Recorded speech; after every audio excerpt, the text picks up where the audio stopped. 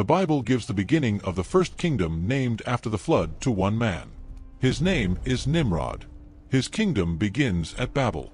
Then, in the very next chapter, humanity builds the Tower of Babel and God scatters the nations. Yet the tower story never names its ruler. It never says Nimrod ordered a single brick. Centuries later, one of the most influential Jewish historians supplied the missing name and described Nimrod as the tyrant behind the tower. So which story is actually in Genesis, and which story was added afterward? That question matters because almost everything people think they know about Nimrod comes from the space between 4 biblical verses. He is called mighty. He is called a hunter before the Lord. A proverb is formed around his reputation. His kingdom includes some of the most consequential cities of the ancient world. And then he disappears. No death. No successor. No explanation of what he hunted. No direct account of how he ruled. Scripture gives him an empire-sized shadow and almost no biography. Tonight we are opening the whole file. What does mighty hunter before the Lord actually mean? Was it praise, warning, or both? Did Nimrod build Babel and Nineveh? Why did later tradition turn him into the enemy of Abraham? And can he be identified with any king known from archaeology? We will keep 3 layers separate: what the biblical text says, what later interpreters believed, and what modern historical reconstruction can only propose. Start where Nimrod appears, inside the Table of Nations in Genesis 10. The chapter is moving quickly through descendants, territories, languages, and clans. Name follows name with almost no narrative. Then the genealogy stops. One figure receives 4 verses. Cush fathers Nimrod, and Nimrod begins to be mighty on the earth. He becomes a mighty hunter before the Lord, so famous that his name becomes a proverb. Then the text lists the beginning of his kingdom: Babel, Erech, Akkad, and Calneh in the land of Shinar. That interruption is the first mystery. Nimrod is not merely another name in a family tree. The narrator slows down because something begins with him. Some translations say he was the first on earth to become a mighty man. Others preserve the more literal movement. He began to be a mighty one on the earth. The difference is small but important. The verse may not be saying that no powerful person existed before him. It may be describing the moment Nimrod entered a new kind of power. The Hebrew word is gibber. It can describe a warrior, a champion, a hero, or a man whose strength makes him formidable. It does not automatically mean giant. It does not make Nimrod an Nephilim, and Genesis never describes his height, face, skin, armor, or supernatural ancestry. Any image of him as an enormous monster is artistic invention. The text presents a human descendant of Noah whose power became exceptional in the first generations after the flood. Then comes the phrase that built his legend: a mighty hunter before the Lord. The easiest reading is exactly what it sounds like. Nimrod possessed extraordinary skill in the hunt, and his ability was so famous that people compared other hunters to him. The verse itself says a proverb grew around the name, like Nimrod, a mighty hunter before the Lord. That is the language of reputation remembered beyond one lifetime. But hunting in the ancient world was never only about food. Kings hunted lions to display mastery over chaos and protection over the land. Royal images turned the hunt into political theater. A ruler who could defeat the most dangerous animal could claim that he could also defeat enemies, control territory, and keep order. Genesis does not explain whether Nimrod hunted animals, people, or kingdoms. But the movement from hunter to kingdom is difficult to ignore. The most debated words are before the Lord. Later readers often understood them as against the Lord or in defiance of the Lord. That interpretation shaped the Nimrod most people recognize, the rebel who challenged heaven. Yet the ordinary Hebrew expression can simply mean in the presence of the Lord or in the Lord's sight.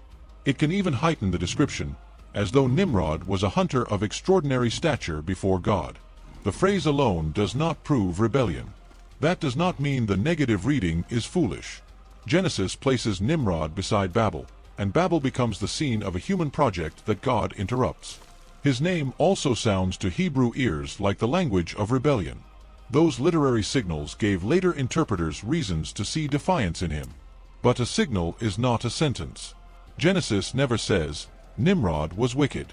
It never says, Nimrod rebelled against God. Honest interpretation has to preserve that silence.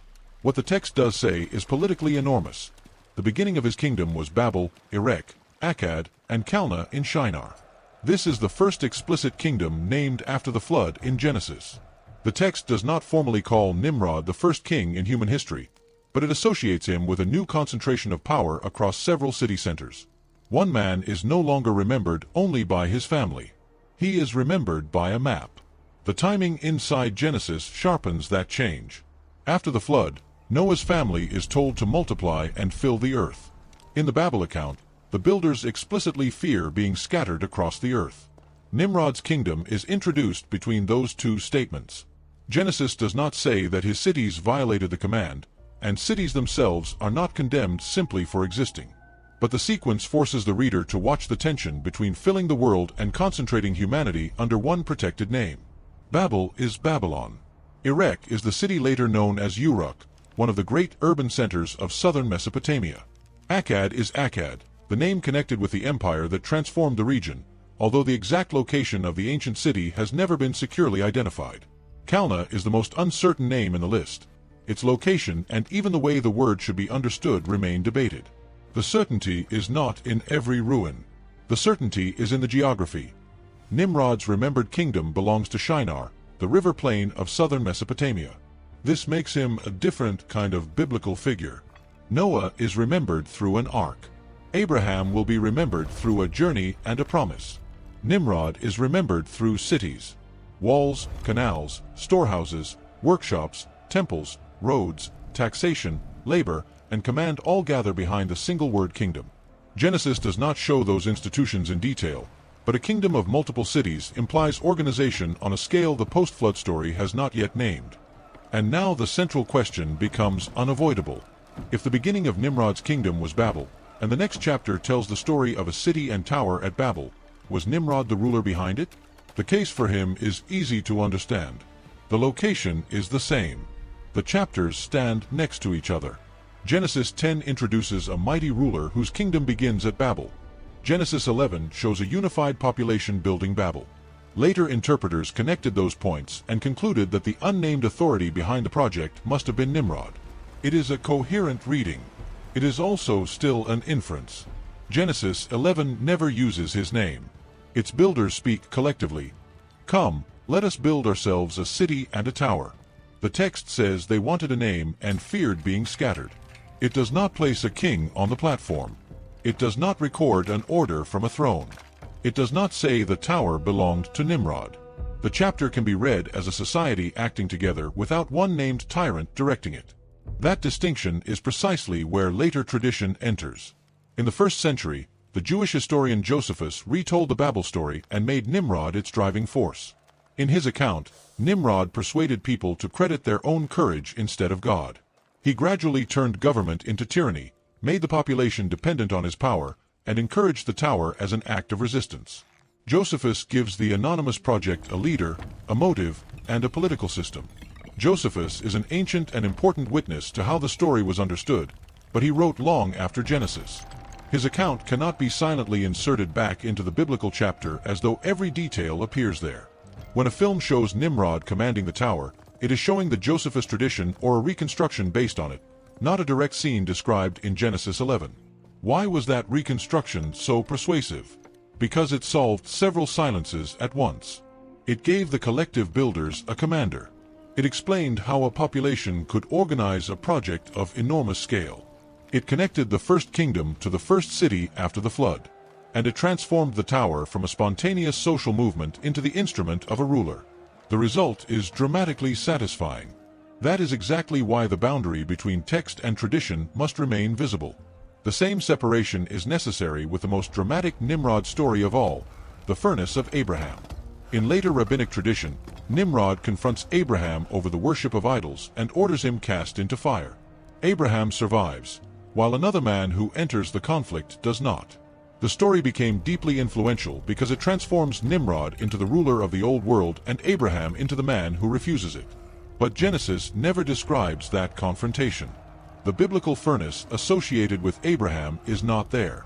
Genesis moves from Babel and the genealogy of Shem to the call of Abram without placing him before Nimrod. The later story is interpretation, teaching, and sacred memory.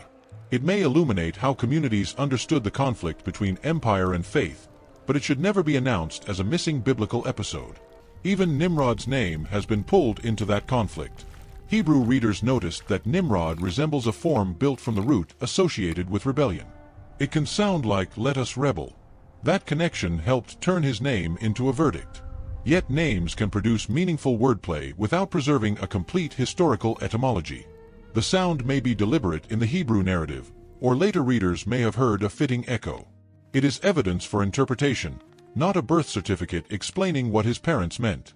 Then Genesis gives us another problem hidden inside a single sentence. Many modern translations say that Nimrod went from Shinar into Assyria and built Nineveh, Rehoboth-ir, Calah, and Rezin. On that reading, his expansion moves from the southern cities of Babylon and Akkad into the great northern cities of Assyria. His kingdom becomes the seed of two future imperial worlds.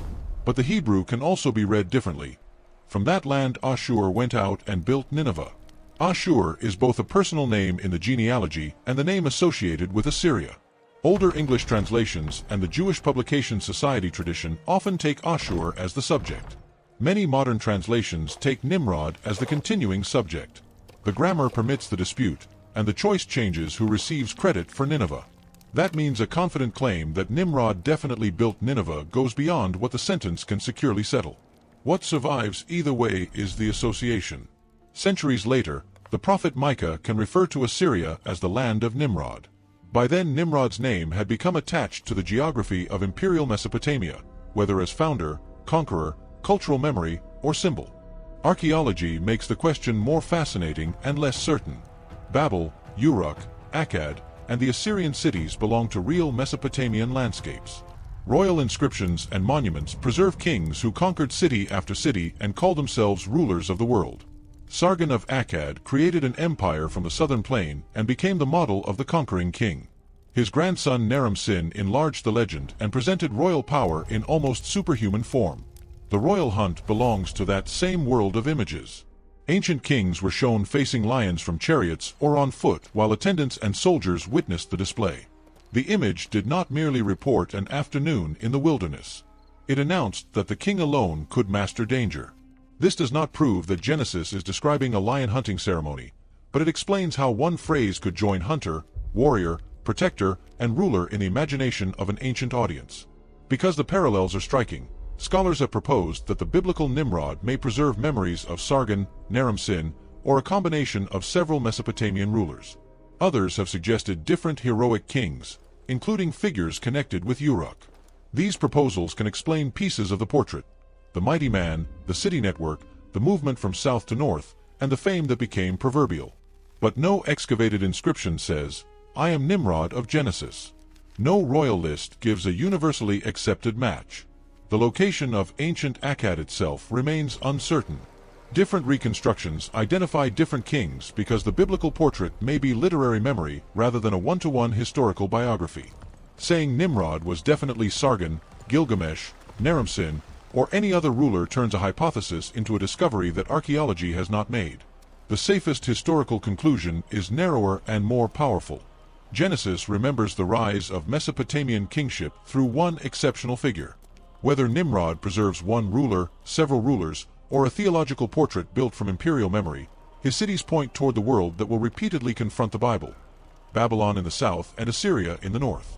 Notice what archaeology can and cannot contribute. It can reconstruct canals, walls, temples, hunting imagery, trade routes, and the growth of urban power. It can show that the cities in the passage belong to a recognizable Mesopotamian horizon. It cannot place a camera inside Genesis 10. Material remains can make the world of the text concrete without identifying every biblical name. The strongest film uses archaeology to build the setting, not to manufacture certainty. That is why the 4 verses feel larger than a genealogy. Babel will become the symbol of human power gathered against heaven. Nineveh will become the capital of the empire that crushes kingdoms and carries populations away. Akkad will stand behind the language and political traditions of the region. Nimrod's map anticipates the geography of domination long before Israel exists. But Genesis also refuses to make him a cartoon. It gives no horns, no demonic transformation, no giant body, and no secret wife who creates a hidden religion. Those claims come from much later systems of legend and speculation. The biblical text is more restrained and therefore more unsettling. A human being becomes mighty. A hunter becomes proverbial. A kingdom begins. Cities gather under one name. This also protects the story from a modern mistake. Nimrod cannot be used responsibly as a shortcut for assigning guilt to a living nation, ethnicity, or race. The Table of Nations is an ancient theological geography, not a license to map modern peoples onto villains and heroes. Genesis is examining the growth of power, not giving viewers permission to condemn somebody alive today because of an imagined bloodline. The real warning is closer to every audience. Nothing in Nimrod's 4 verses requires magic for power to become dangerous. Strength can attract trust. Protection can become dependence. Shared labor can become centralized command. A ruler can make his name inseparable from the cities he controls. Whether Nimrod was righteous, rebellious, or deliberately left ambiguous, the pattern surrounding his name is human enough to repeat. Now place Nimrod beside the man who appears immediately after Babel. The builders say, "Let us make a name for ourselves." Then God calls Abram away from his country and promises to make his name great. Babel gathers people into one protected center. Abram is commanded to leave security and walk toward a land he has not seen. Nimrod's world moves through city, reputation, and concentrated power. Abraham's story begins with departure, dependence, and promise. The contrast does not require every tradition about Nimrod to be historically true. It is already present in the movement of Genesis. One sequence ends with nations scattered from Babel. The next begins with one family called out from Mesopotamia. Human beings try to secure a name by remaining together. God gives a name to a man who is willing to go. So did Nimrod build the Tower of Babel? The honest verdict has 2 parts. Genesis creates a strong association. His kingdom begins at Babel, and the tower story follows. That makes the traditional connection understandable and perhaps intentional. But Genesis never identifies him as the builder, never records him commanding the work, and never names him in chapter 11. Josephus and later tradition answer a question the biblical text leaves open. Was he a rebel against God? Again, the text supplies clues but not a direct conviction. Later readers heard rebellion in his name, read hostility into before the Lord, and connected his power to Babel. Other readers see a superlative hunter whose might was visible in God's presence. The passage can sustain a negative literary reading, but no honest narrator should pretend the Hebrew phrase has only one possible meaning. Was he a historical emperor we can identify? Possibly. The memory of Sargon and other Mesopotamian kings may stand behind the portrait. But possibility is not proof. Nimrod remains where the Bible placed him, between genealogy and empire, between the flood and Abraham, between a remembered hunter and a kingdom whose cities would shape the ancient world. Perhaps that is why his 4 verses endured. Nimrod is not terrifying because Scripture describes a monster. He is terrifying because Scripture may be describing something recognizably human. The first post-flood moment when strength, fame, cities, and political control gather into one name. The water had receded. Humanity had begun again. And almost immediately, kingdom returned. The tower fell silent, but the model did not disappear. Babel and Nineveh would rise again in different forms throughout the biblical story. The question left by Nimrod is therefore larger than the identity of one ancient ruler. What happens when the ability to protect a people becomes the power to possess them? When does a mighty hunter become a builder of empires? And how easily does a name made famous before the Lord become a name raised against him? Genesis does not give us a final scene of Nimrod. It gives us his beginning, mighty on the earth, proverbial before the Lord, and surrounded by cities. Tradition gave him a tower, a furnace, and a war against heaven. History offered possible faces but no certain identification. Between those layers stands the man the text actually remembers. His kingdom began at Babel. Whether he built its tower remains an open question. But the world associated with his name was exactly the world Abraham was called to leave. Tell me where you land. Do you think Genesis expects the reader to recognize Nimrod behind the anonymous builders of Babel, or did later tradition attach a famous ruler to a story that originally had no king? Keep the text, the tradition, and the reconstruction separate, and the mystery becomes stronger, not weaker.